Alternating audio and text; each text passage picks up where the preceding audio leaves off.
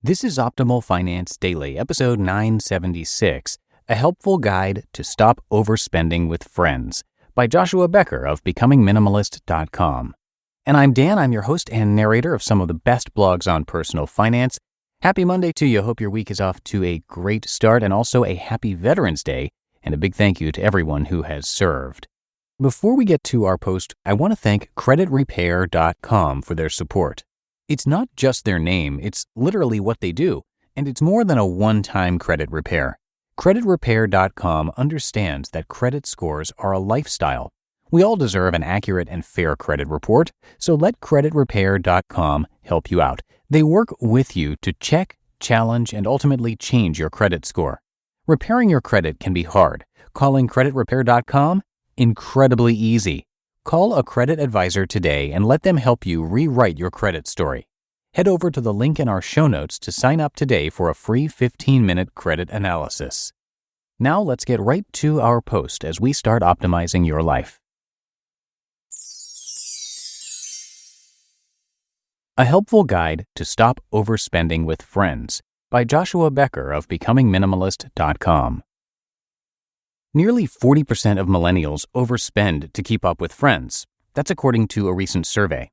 Digging deeper into the numbers, 73% of those who went into debt to keep up with their friends typically keep it a secret, and 2/3 of respondents feel buyer's remorse after spending more than they had planned to on a social situation. Those are important insights on millennial spending habits. Of course, this is not unique to any one generation.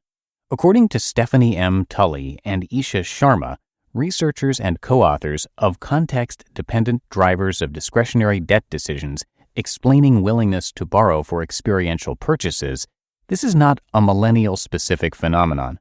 As they said, speaking of overspending to keep up with friends, quote, "We actually don't see any differences across age in our data. It seems to be just as pronounced among older generations as younger generations." End quote. Interestingly enough, and vitally important to point out, this is also not a socioeconomic phenomenon. You cannot out-earn this temptation.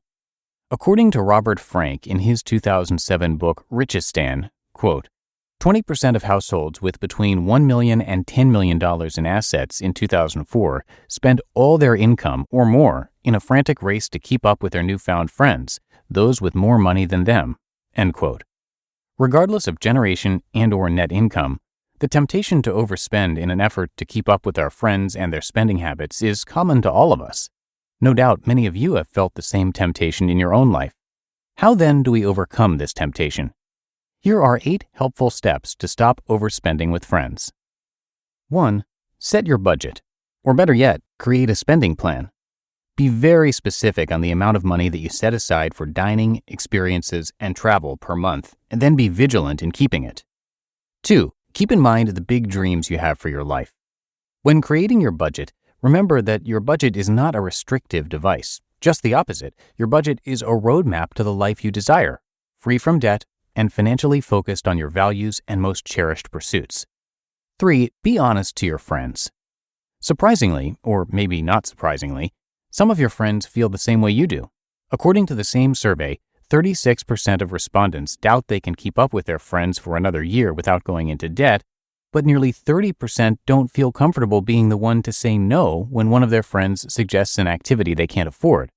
Break the trend in your friendship group by being the one to initiate the conversation. 4. Look for cheaper alternatives while out with friends. Of course, entirely changing your friends, or hoping to change your friends' interests, is not the only option. The next time you are out, look for less expensive alternatives. Rather than ordering an expensive meal on the menu, order something more reasonably priced. Skip the snacks and drinks at your next movie, or order a cheaper drink at the club. 5. Cut costs elsewhere.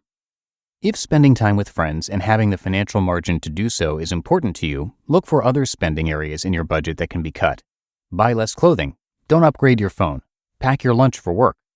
Minimalism is the intentional promotion of the things we most value by removing anything that distracts us from it. If applying minimalism in one area frees up more money to be spent with your friends, then that's exactly the point of it. 6. Be clear on your reasoning. When speaking openly and honestly with your friends, also speak in clear, reasoned terms. Share with them why you want to spend less. Is staying out of debt important to you? Are you working hard to pay off a student loan or build up an emergency savings fund? Maybe generosity is something you want to leave space for in your life. Be clear that your reasoning isn't just, I don't have enough money. There is usually a deeper reason and motivation behind it. 7. Suggest less expensive ideas.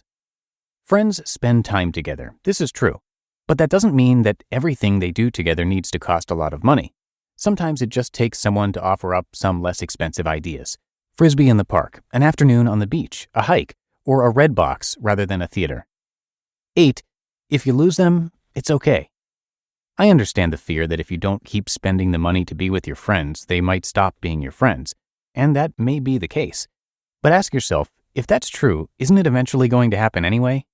Can you keep overspending and going into debt indefinitely just to be with them? Of course not. At some point, something will need to change, either how much money they spend or how much money you spend. Besides, if you need to spend lots of money in order to impress your friends, you probably need new ones. 9. Remember there will be other opportunities. One thing I know to be true of life, it goes on. Opportunities come and opportunities go. And sometimes bypassing an opportunity today means I can enjoy a different one tomorrow when I'm in a better stage of life financially. Taking a step back from overspending to keep up with your friends doesn't mean you'll never be able to spend money with friends. Just the opposite. It'll help put you in a more financially stable place so you can do even more of it in the future. Having friends doesn't mean you have to go broke. You can have both friends and money. It just might take some intentional decisions to get there. You just listened to the post titled, A Helpful Guide to Stop Overspending with Friends by Joshua Becker of BecomingMinimalist.com. And thank you again to CreditRepair.com. You can get a free 15-minute credit analysis with the link in our show notes. CreditRepair.com can help with collections, late payments, charge-offs, liens, bankruptcies, and repossessions. Millions of Americans have inaccurate or unfair negative items wrongfully hurting their score. This is something we hear about on this show frequently, and recently, in fact. And there's a reason they're called CreditRepair.com. It's literal. They make it easy to stay connected to your credit repair journey and help achieve the goals you've set in the process. Previous members have seen an average 40-point TransUnion credit score gain during 4 months of membership. Repairing your credit can be hard. Calling CreditRepair.com? Incredibly easy. Call a credit advisor today and let them help you to rewrite your credit story. Head over to the link in our show notes to sign up today for a free 15-minute credit analysis. And that'll do it for another edition of Optimal Finance Daily. Have a great start to your week. Thank you so much for listening today. And I'm going to see you right back here tomorrow for the Tuesday show, where your optimal life awaits.